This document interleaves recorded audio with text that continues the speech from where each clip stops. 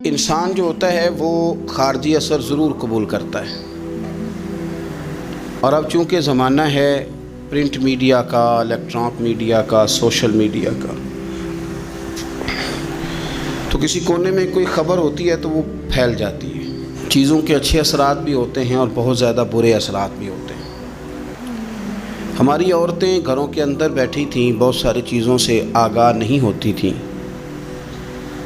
اب وہ گھر کے اندر موجود ہیں تو بہت ساری چیزیں گھر کے اندر میڈیا کے ذریعے ان تک بھی پہنچ جاتی ہیں۔ خیر کی چیزیں پہنچنا بڑا اچھا ہے، بڑا مبارک ہے، اس سے بہتری پیدا ہوتی ہے، لیکن جب شر پھیلتا ہے نا، شرارت کی جاتی ہے، تو عورت چونکہ اپنی عقل کے لحاظ سے اتنی مضبوط نہیں ہوتی جتنا کہ مرد ہوتا ہے، اور ذہن کے لحاظ سے اتنی پختہ نہیں ہوتی جتنا کہ ایک مرد ہوتا ہے، تو بیچاری اس کا جب اثر قبول کرتی ہے تو وسوسوں کا شکار ہوتی ہے۔ اور پھر جس طرح آج کل جدید خواتین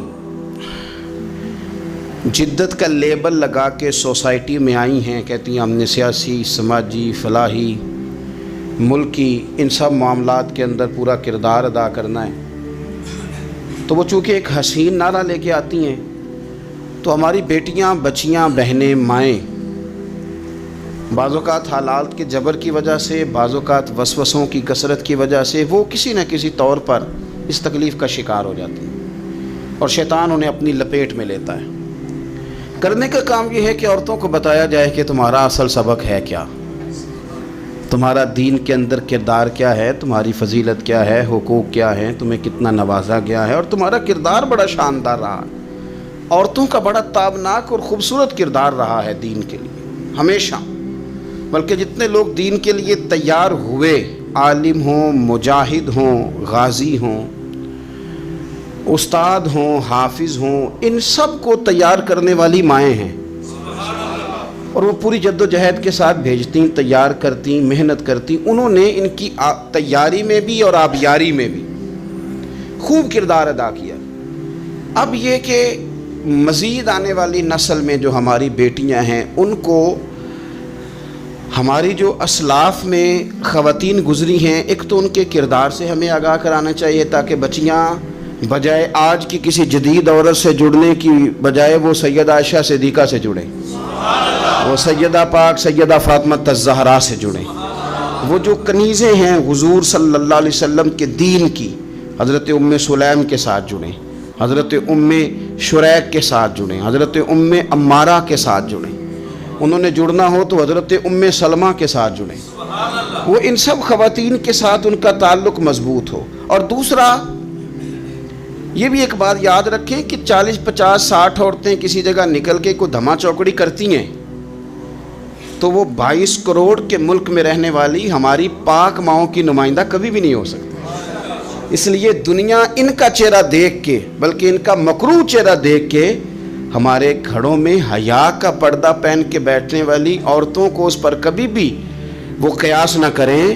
الحمدللہ آج بھی مائیں پاک دودھ پلاتی ہیں تو رسول اللہ کا نام جپنے والے بیٹے پیدا ہوتے ہیں۔ تو اس لیے کوئی ایسی مایوسی، کوئی ایسی کمزوری، کوئی یہ نمائندہ نہیں ہے۔ یہ تو چونکہ دنیا میں ہمارے ہاں ہوتا یہ ہے کہ کوئی بندہ کوئی فضول بات کرتا ہے تو میڈیا اس کو کوریج زیادہ دیتا ہے، تو لوگ سمجھتے ہیں پتہ نہیں کیا ہو گیا۔ ایسی کوئی بات نہیں ہے، یہ تو چند لوگ ہیں، وظیفہ خوار ہیں، خریدے ہوئے لوگ ہیں، اور ان کو جان بوجھ کے لا کے یہاں مسلط کیا جاتا ہے، معاذ اللہ پاکستان کی شکل دکھانے میں کچھ اپنے اس میں ملوث ہوتے ہیں، تاکہ ایک بگڑی ہوئی صورت لوگوں کے سامنے پیش کی جائے۔ یہ وطن ہے داتا علی اجویری کا اور بابا فرید الدین مسعود گنج شکر کا، یہ اللہ والوں کا وطن ہے، یہ حضرت محدث اعظم پاکستان کا وطن ہے۔ اس کے اندر اس طرح کے لوگ کس طرح پنپ سکتے ہیں؟ کوئی ان کا وجود نہیں۔ تو قرآن حکیم نے ہمیں کہہ دیا کہ جو بھی نیک عمل کرے وہ مرد ہو یا عورت ہو، تخصیص کوئی نہیں، ہو مومن، مرد ہو چاہے عورت ہو، فَلَنُحْيِيَنَّهُ حَيَاةً طَيِّبَةً، ہم اسے پاکیزہ زندگی عطا فرمائیں گے۔ اللہ کے پیارے رسول صلی اللہ تعالیٰ علیہ وسلم نے ارشاد فرمایا، حضور علیہ السلام ارشاد فرماتے ہیں کہ مختصر سی بات ہے، مسند امام احمد بن حنبل میں، انسان کے لیے جنت میں چلے جانا نا بہت بڑی کامیابی ہے۔ کیوں؟ اس لیے کہ اللہ کا دیدار بھی جنت میں اور مدینے والے محبوب کا قرب بھی جنت میں نصیب ہوگا۔ رسول کائنات علیہ السلام کے قرب میں بھی جگہ وہیں جنت میں ملے گی، وہیں سب اللہ والوں کی زیارت ہے، وہیں سب کے لیے انعامات ہے، وہیں سب کا بسیرا ہے۔ قرآن مجید نے کہا اصحاب الجنتی ہم الفائزون، اصحاب الجنتی ہم الفائزون، یہ جو جنتی ہیں یہ کامیاب لوگ ہیں۔ تو نبی پاک صلی اللہ علیہ وسلم نے مختصر بات ارشاد فرمائی مسند امام احمد بن حنبل میں۔ حضور فرمانے لگے عورت 5 نمازیں پڑھے، اپنے روزوں کی حفاظت کرے، یعنی رمضان کے روزے رکھے، فرمایا اپنے خامند کی اطاعت کرے، نماز روزے کی پابندی کرے، خامند کی اطاعت کرے اور اپنی شرمگاہ کی حفاظت کرے، تو حضور فرماتے ہیں پھر قیامت والے دن نہ اس کے لیے جنت کھول دی جائے گی، وہ جس دروازے سے چاہے جنت میں داخل ہو جائے۔ پھر کھول دیا اللہ تعالیٰ نے اس کے لیے۔ 2 ہی باتیں، ایک یہ کہ نماز روزے کا خیال کرے، خامد کی اطاعت کرے، شرمگاہ کی حفاظت کرے، تو جنت کے جس دروازے سے وہ چاہے گی نا اس کو داخلہ دے دیا جائے گا۔ تو عورتوں نے بڑے مضبوط ایمان کا مظاہرہ کیا ہے، مضبوط ایمان کا۔ پہلی مثال دیتا ہوں جناب ہاجرہ کی۔ حضرت ہاجرہ رضی اللہ تعالی عنہا حضرت اسماعیل علیہ السلام کی والدہ ہیں، جناب ابراہیم خلیل اللہ علیہ السلام کی اہلیہ ہیں۔ میں نے پہلے بھی ایک دفعہ کہا تھا، پھر کہتا ہوں کہ آج کل نا کاکروچ دیکھ کے، چھپکلی دیکھ کے چیخ مارنا یہ خوف نہیں، یہ فیشن ہے۔ اسے پتہ چلتا ہے کہ یہ برگر فیملی ہے، اسے پتہ چلتا ہے یہ امیر لوگ ہیں، یعنی کاکروچ کھا جاتا ہے کہ چھپکلی کھا جاتی ہے، لیکن یہ نا جی وہ جی ہمارا بچہ چیخ مارتا ہے اس کو دیکھ کے، کیا مطلب ہے بڑا پڑھا لکھا ہے جی، بڑی سوبر فیملی۔ یہ پڑھے لکھے نہیں، یہ بزدل ہونے کی علامت۔ کمزور پڑنا، ڈرنا، خوف کھانا، اللہ تبارک و تعالیٰ پر ایمان رکھتے ہوئے توکل میں کمزوری کرنا، معاذ اللہ۔ مسلمان کا تو یہ نظریہ نہیں نہ ہوتا، اور مسلمان عورتوں کا ہر وقت رونا کہ نصیب پتہ نہیں کیسے ہوں گے، پتہ نہیں کیا بنے گا، میرا تو کچھ بان ہی نہیں رہا، جب بات کرنا رو کے کرنا، جب سنانا دکھ ہی سنانا۔ یہی حال ماں کا ہے، یہی بہن کا ہے، یہی بیٹی کا ہے، الا ماشاءاللہ کچھ اچھی بھی ہیں۔ تو اس قدر زیادہ کمزور نظریات مسلمان عورتوں کے نہیں ہوتے، اور پھر ساری زندگی اگر یاد کرنا ہے تو دکھ یاد کرنا ہے، سکھ نہیں یاد کرنا۔ زندگی کے اندر جہاں کسی جگہ آزمائش آئی اس کا ذکر روز کرنا ہے، اور جو آسانی آئی ان کو بھول جانا ہے۔ حضرت ہاجرہ کو جناب ابراہیم خلیل اللہ علیہ السلام چھوٹا سا بیٹا دے کے وادی غیر ذی زرعین میں چھوڑ آئے، اتنی سی کھجوریں، ایک مشکیزہ پانی کا۔ اس خاتون کو وہاں کھڑا کیا، دور دور تک آبادی کوئی نہیں، جنگل کا سما ہے، پرندے تک آ کے نہیں چہکتے، کوئی چیز نہیں دنیا کی، لیکن ایمان اس کو کہتے ہیں، طاقت اس کو کہتے ہیں، کلمہ پڑھنے کے بعد کھڑا رہنا اور اپنے توکل کو مضبوط رکھنا اس کو کہتے ہیں۔ حضرت ابراہیم واپس لوٹ رہے تھے تو جناب ہاجرہ نے ایک سوال پوچھا، بس ایک۔ جناب ہاجرہ عرض کرتی ہیں اللہ کے خلیل، یہ اپنی مرضی سے چھوڑ کے جا رہے ہو کہ رب کا حکم ہے؟ میرے مالک کی میرے بارے میں یہی فیصلہ ہے، یہی رضا ہے، یا آپ اپنی مرضی سے چھوڑ کے جا رہے ہیں؟ تو جناب خلیل علیہ السلام فرمانے لگے ہاجرہ نہیں، یہ رب کا فیصلہ ہے، یہ اللہ کی رضا ہے۔ تو آپ کو بخاری میں یہ لفظ ملیں گے، جناب ہاجرہ کہنے لگی پھر آپ فکر نہ کریں، اگر رب کا یہ حکم ہے تو پھر میرا رب ہمیں کبھی بھی ضائع نہیں کرے گا۔ یہ مضبوطی ایمان کی، یہ مضبوطی، رب پھر ہمیں کبھی ضائع۔ او میرے ملت کی بیٹیوں اور بہنوں، ساری امیدیں خامن سے کیوں لگاتی ہو؟ ساری امیدیں بیٹے اور بھائی سے کیوں لگاتی ہو؟ ساری امیدیں دنیا سے کیوں لگاتی ہو؟ اس طرح کرو، اپنی ساری امیدیں اپنے رب کے ساتھ وابستہ کرو، رب کی رضا پہ، رب کے فیصلوں پہ راضی رہنا سیکھو۔ اگر تم یہاں ٹھہر گئی نا تو تمہارے پھر آنسو بہیں گے ضرور پر اللہ کی بارگاہ میں، پھر تمہاری دعائیں کے لیے ہاتھ اٹھیں گے ضرور پر اس کا کرم طلب کر، پھر کمزور باتیں نہیں کرو گے۔ جس طرح ایمان عورتوں کا مضبوط تھا، اسی طرح ہماری جو اسلاف میں خواتین گزری ہیں، صحابیات، ان کا نا تبلیغ کا جذبہ بھی بڑا مضبوط تھا، بڑا مضبوط تبلیغ کا جذبہ۔ حضرت ام شریک رضی اللہ تعالی عنہا قبیلہ بنو عامر سے تعلق رکھتی تھی، پر مکے میں آئی ہوئی تھی، گھر گھر جا کے رسول اللہ کا دین بتاتی۔ ان دنوں میں نہیں جن دنوں میں پھول پھینکے جاتے ہیں تبلیغ کرنے والوں پر، جن دنوں میں نعرے لگتے ہیں ان دنوں میں نہیں، ان دنوں میں جب چھپ چھپ کے لوگ دین کی بات کرتے تھے۔ حضرت زید بن ارقم رضی اللہ تعالیٰ عنہ کے گھر میں لوگ بیٹھ کے دین سیکھتے تھے. یہ خاتون مجھے آج کہہ لینے دیں یار, مجھے کہہ لینے دیں. ووٹوں کی ضرورت ہو تو عورتیں گھر گھر چلی جاتی ہیں, ایک سیٹ کی ضرورت ہو تو بیویوں کو گھر گھر بھیج لیا جاتا ہے.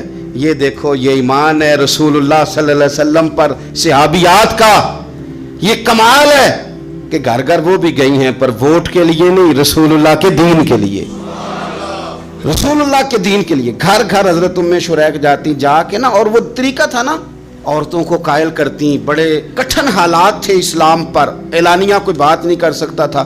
حضرت ام شریک کہتی ہے میں عورتوں کو بلاتی, کہتی میری بات سنو. جب وہ قریب آتی تو میں نے نبی پاک کا دین بتاتی, سائیڈ پہ کر کے کونے میں نہ تھوڑا یار آپ ذرا اس کا لطف تو لیں, اس کا ذائقہ تو دیکھیں. حضرت ام شریک کہتی ہے میں گھر گھر جاتی بتاتی. تو کافروں کو پتہ چل گیا کہ یہ تبلیغ کرتی ہے. انہوں نے مجھے بلایا, کہنے لگے تیرے برادری اور قبیلے کا مسئلہ نہ ہوتا تو ہم تجھے قتل کر دیتے, اب ہم تجھے واپس بھیجتے ہیں. چند مردوں کو میرے ساتھ کیا, مجھے گھوڑے اور اونٹ کی ننگی پشت پر باندھ لیا. ننگی پشت پر لمبا سفر کرنا مشکل ہوتا ہے, پسینہ آئے, بڑی تکلیف ہوتی ہے گھوڑے پر بیٹھ. اب وہ کوئی کجاوا نہیں, کوئی چیز نہیں, اسی طرح باندھ کے لے گئے. اور فرماتی ہیں کہ 3 دن اور 3 راتوں کا وہ سفر تھا. رستے میں وہ خود چھاؤں میں بیٹھتے اور مجھے باندھ کے دھوپ میں ڈال دیتے. 3 دن میں نے زمین پر چلنے والی کسی چیز کی آواز نہیں سنی, لیکن وہ جب نبی پاک کے دین کی بات پوچھتے تو میرا کلیجہ خوشی کے ساتھ ٹھنڈا ہو جاتا, آنکھیں کھل جاتی, اور میں کہتی کیا بات ہے میرے نبی پاک کے دین کی. اس کیفیت میں بھی وہ تبلیغ کی لذت اپنی جگہ موجود. حضرت ام شریک رضی اللہ تعالیٰ عنہ فرماتی ہیں کہ جگہ انہوں نے مجھے لٹا دیا باندھ کر. پیاس بڑی شدید تھی, پانی پینے کو دیتے نہیں تھے, روٹی کھانے کو. یہ ایک عورت کی بات کر رہا ہوں, یہ خاتون کی بات کر رہا ہوں. آج کل تو ہمارے بچے شام کو سالن ٹھیک نہ پکا ہو تو موبائل توڑ دیتے ہیں. یہ قوم نہیں میدانوں میں جا سکتی, جہاد نہیں کر سکتی.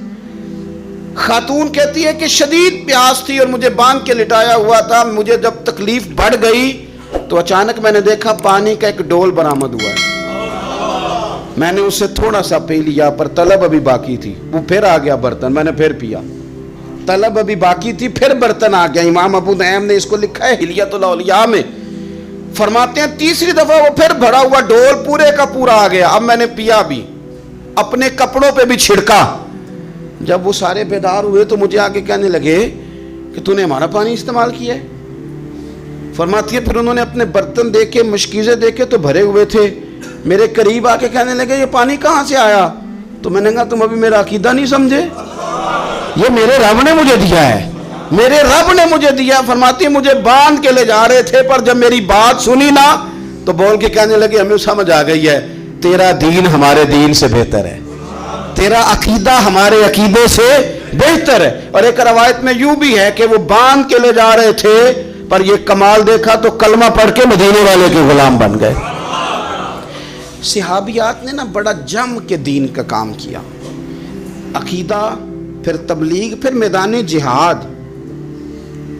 عورتیں جہاد میں جایا کرتی تھیں, وہ زخمیوں کو پانی پلاتی تھیں, مرہم پٹی کرتی تھی.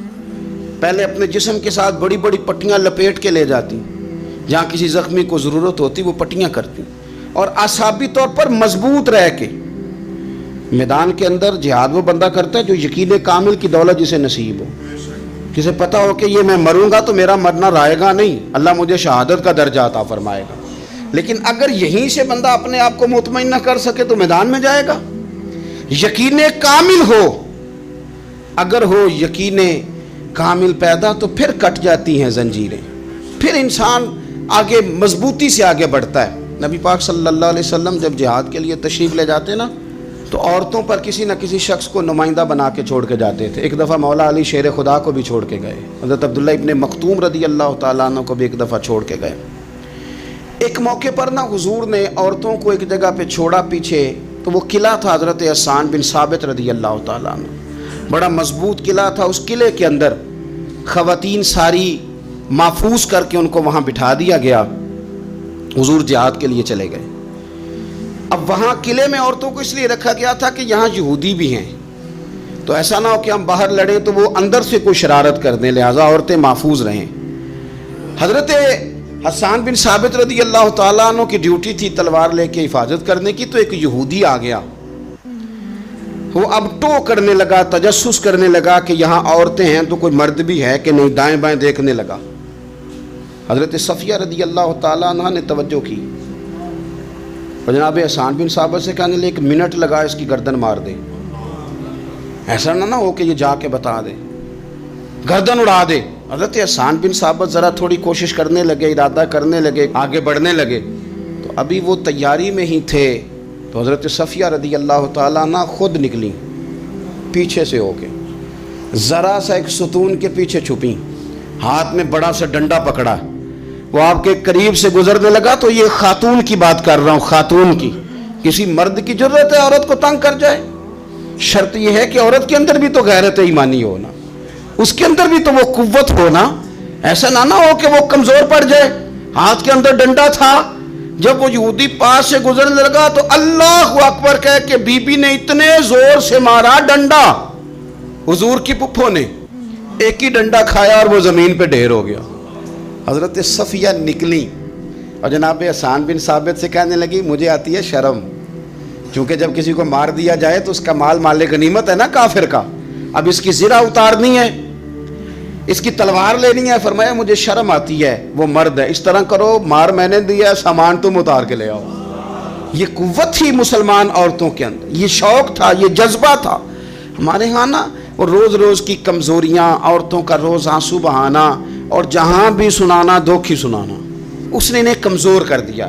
آپ کے ذہن پہ چیزیں سوار ہو جاتی ہیں نا، تو یہ جو مرد زیادہ رہتے ہیں نا عورتوں کے ساتھ، زیادہ وقت گزارتے ہیں، زیادہ داستانیں سنتے ہیں، ان میں وہ ساری چیزیں پیدا ہو جاتی ہیں۔ آپ نے ناراض نہیں ہونا، میں دعوے سے کہتا ہوں کہ جو جوان اپنی اماں کے اور ابا کے شکوے کرنے لگ جاتا ہے نا، اس نے 1.5 گھنٹہ باتیں سنی ہیں بی بی کی، ایسے مفت میں نہیں شکوے کر رہا، اس نے ہلکا ہلکا کہیں جی بھی کیا ہے، تو تب یہ ساری کہانیوں نے جنم لیا۔ آپ جس کی صحبت میں بیٹھیں گے اس کا کچھ نہ کچھ اثر، بلکہ عارف رومی تو کہتے ہیں کہ شیر کے بچے کو بکریوں میں چھوڑ دو، بکری بن جائے گا۔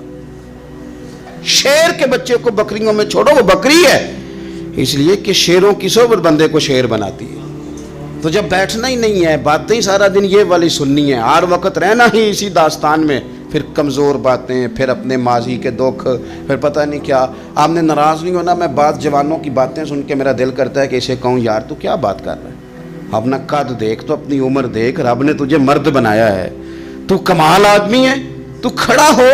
اگر اس طرح امت مسلمہ کے نوجوان رہیں گے تو میدانوں میں کس نے نکلنا ہے؟ بات بات پہ رو جانا، بات بات پہ سہم جانا، حالات کے سہمے ہوئے لوگوں کو بتا دو حالات بدل جاتے ہیں، ایک جیسے نہیں رہتے۔ آپ کی طبیعت میں دلیری اور وقار ہونا چاہیے۔ حضرت اسماء بنت ابی بکر صدیق، حضرت صدیق اکبر رضی اللہ تعالی عنہ کی وہ صاحبزادی ہیں جو حضرت عائشہ کی بڑی ہمشیرہ ہیں۔ رات کو غار ثور میں مرد جاتے ڈرتے ہیں، آج بھی ڈرتے ہیں، اور جناب اسماء نبی پاک کی روٹی لے کے جایا کرتی تھی۔ پھر اللہ نے ان کو بیٹا دیا، حضرت عبداللہ بن زبیر، یہ حضور کی پھپھی کے نواسے ہیں۔ حضرت زبیر بن عوام عشرہ مبشرہ صحابی ہیں، ان کے بیٹے ہیں، اور یہ وہ خوش بخت جوان ہے جس کو گٹی نبی پاک نے اپنے لعاب دہن سے عطا فرمائی۔ یزیدی فوجوں کے خلاف امام حسین کے بعد جو آدمی باقاعدہ مرتب فوج کے ساتھ میدان میں آئے وہ حضرت عبداللہ ابن زبیر ہیں، مرتب کر کے اپنا لشکر لے کے نکلے۔ حضرت اسماء بوڑھی ہو گئی تھی، 90 سال عمر تھی، نظر نہیں آتا تھا۔ حضرت عبداللہ ابن زبیر جب لڑے یزیدی فوجوں کے خلاف تو کچھ ساتھی شہید ہو گئے، کچھ کے قدم پیچھے ہٹ گئے۔ حضرت عبداللہ ابن زبیر ماں کے پاس آئے اور ماں سے آ کے کہتے ہیں اماں میرے کچھ ساتھی کمزور پڑ گئے، کچھ شہید ہو گئے، اور یہ بڑے سخت لوگوں کی فوج سے ہمارا مقابلہ ہے، تو اس وقت تیرے ساتھ کوئی خدمت گزار نہیں، میں تیرا اکیلا سہارا ہوں، ماں تو بتا میں کیا کروں، آگے جاؤں کہ واپس مڑوں؟ نابینا ہیں حضرت اسماء، عمر ہے 90 سال، بیٹے کی پشت پہ ہاتھ رکھ کے کہتی ہیں پتر پہلے یہ بتا کہ تو حق پہ ہے کہ نہیں، تو حق پہ ہے کہ نہیں؟ ان ماں کی گود میں اسلام پلا کرتا تھا، حق پہ ہے کہ نہیں؟ تو حضرت عبداللہ ابن زبیر کہنے لگے اماں میں حق میں ہوں۔ تو حضرت اسماء کہنے لگے پتر پھر میدان میں جا اور میرا پتر ایک میرے ساتھ وعدہ کر، کوئی بھی تیر پشت پہ نہ کھانا، سارے سینے پہ کھا کے آنا۔ حضرت عبداللہ ابن زبیر عرض کرنے لگے اماں یہ بڑے ظالم قسم کے دشمن ہیں، یہ آنکھیں نکال دیتے ہیں، ہونٹ کاٹ دیتے ہیں، جسم کے ٹکڑے ٹکڑے کرتے، تو سہ لے گی؟ کیا جواب ہے، کیا طاقت ہے، کیا ہمت ہے۔ حضرت اسماء فرمانے لگی پتر بکرے کو نہ صرف ذبح ہوتے وقت تکلیف ہوتی ہے، کھال اترتے وقت کوئی تکلیف نہیں ہوتی۔ جا میرا بیٹا میدان میں۔ حضرت عبداللہ ابن زبیر شہید کر دیے گئے، ان کی لاش مبارک مکہ مکرمہ کے چوک میں جنت المعلیٰ کے پاس لٹکا دی گئی۔ حجاج بن یوسف نے حضرت اسماء کو بلایا اور بلا کے کہنے لگا تجھے پتہ ہے تیرا بیٹا لٹکا ہوا ہے؟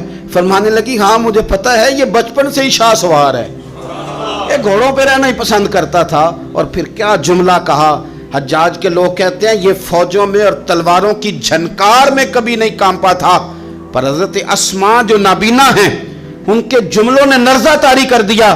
فرمانے لگی حجاج میرا پتر لٹک گیا ہے، کہیں تیرے آگے جھکا تو نہیں نا؟ لٹک ہی گیا ہے، جھکا تو نہیں میرا پتر؟ 14 دن تک لٹکے رہے، لاش مبارک لٹکی رہی، لیکن حضور کا لعاب دہن تھا نا، لوگ کہتے ہیں قریب سے گزرتے تھے تو دور دور تک خوشبوئیں پھیلی ہوئی، دور دور تک۔ مائیں ایک صحابیہ ہے، نام ہے ام عمارہ، جنگ احد میں زخمیوں کو پانی پلاتی، اپنے 2 بیٹے اپنا شوہر لے کے احد میں آئیں، زخمیوں کو پانی پلاتی ہیں، مرہم پٹی کرتی ہیں۔ اچانک جنگ کا پانسا پلٹ گیا، وہ درے پہ جو لوگ حضور نے مقرر کیے تھے وہ غلط فہمی کی وجہ سے درہ چھوڑ گئے، حالات اور ہو گئے، عجیب سا ماحول ہو گیا۔ پھر یہ بھی افواہ پھیلا دی گئی کہ معاذ اللہ حضور شہید کر دیے گئے، لوگوں کے حوصلے بڑے اور رنگ اختیار کرنے لگے، حضور کے گرد تھوڑے سے لوگ رہ گئے۔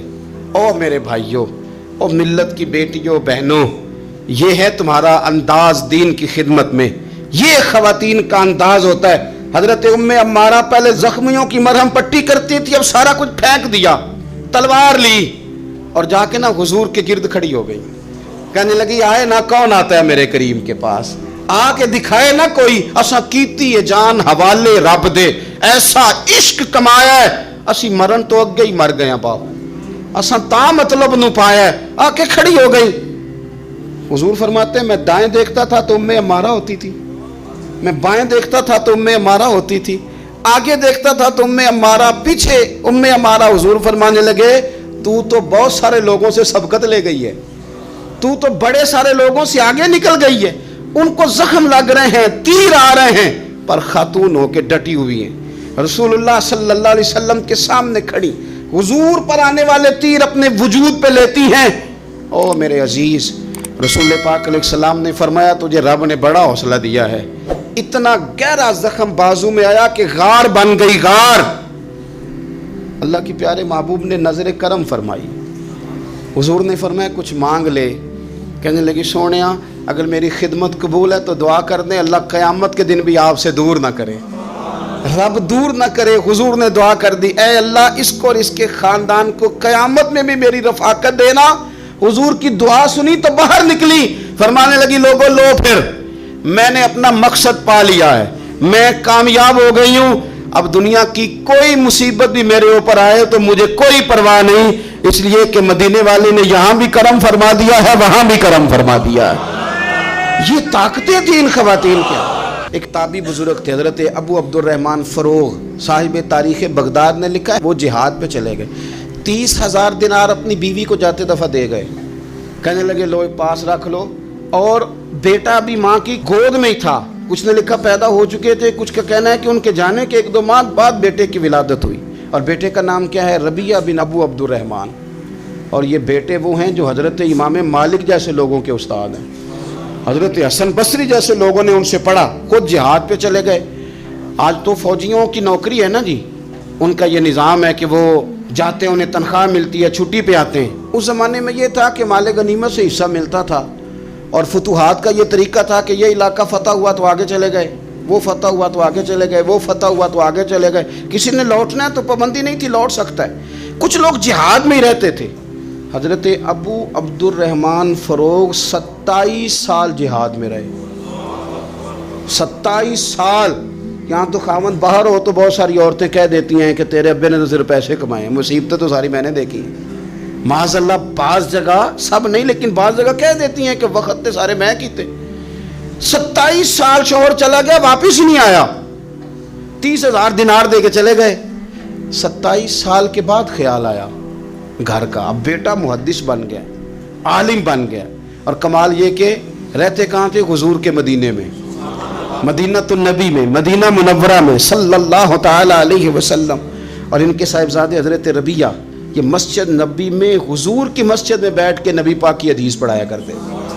آئے گھر، دروازے پہ دستک دی، صاحبزادے نے دروازہ کھولا، نہ باپ بیٹے کو پہچانتا ہے نہ بیٹا باپ کو۔ جناب ابو عبد الرحمن اندر داخل ہونے لگے تو صاحبزادے نے کہا بوڑھے میاں میرے گھر میں بغیر اجازت کے کیوں داخل ہو رہے ہیں؟ تو وہ کہنے لگے تو بتا، تو نے میرے گھر پہ قبضہ کیوں کر رکھا ہے؟ اب جب بات زیادہ بڑھ گئی تو دونوں جانب سے لوگ جمع ہو گئے، شور اٹھا تو اندر سے والدہ نے سنا، پردہ سرکا کے دیکھا کہ میرے شوہر آ گئے 27 سال کے بعد، 27 سال کے بعد۔ آپ اپنے صاحبزادے سے کہنے لگی بیٹا ان کو اندر آنے جو تمہارے والد ہیں۔ بڑا روئے باپ بیٹا، بڑا روئے۔ ماں اور بیٹے کی محبت کا بھی اندازہ نہیں، پر قرآن پاک پڑھے نا تو دو مثالیں باپ اور بیٹے کے پیار کی بھی ملتی ہیں۔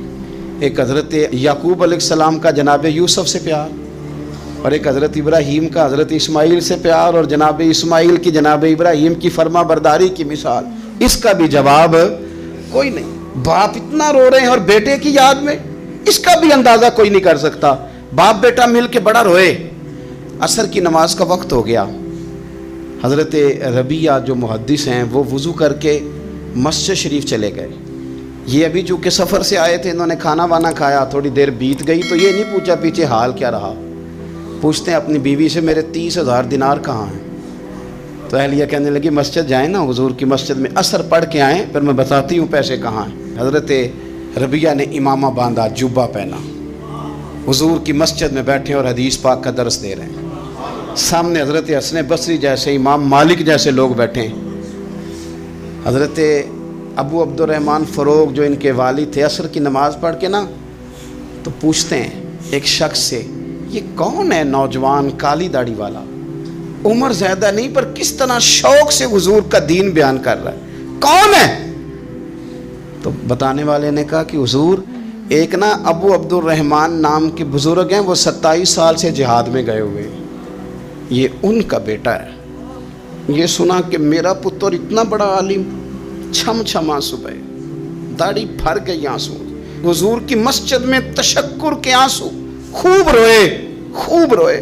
اٹھے گھر گئے، اور جب آنسوؤں بھرا چہرہ لے کے گھر آئے تو اماں ساری بات ہی سمجھ گئی، کہنے لگی دیکھا ہے وہ بیٹے کو حدیث پڑھاتے، اب پتہ چلا میں نے آپ کے 30,000 دینار کہاں خرچ کیے، میں نے آپ کا پیسہ ضائع تو نہیں کیا۔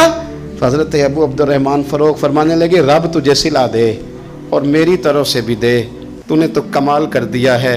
حدیث تیرا بیٹا پڑھا رہا تھا اور قد میرا اونچا ہوتا جا رہا تھا، سبق تیرا بیٹا دے رہا تھا اور یوں لگ رہا تھا کہ درجے میرے بلند ہو رہے ہیں۔ تو ماؤں نے کمال کیا، انقلاب کیا، بیٹیوں نے بہنوں نے دین کے لیے ہمیشہ اپنا کردار پیش کیا ہے۔ لہذا ان چند ایک وظیفہ خار اور ناپاک عزائم والے لوگوں کو سامنے رکھ کے ملت کی بیٹیوں کو قیاس نہ کیا جائے۔ آخر دعوانا الحمدللہ رب العالمین۔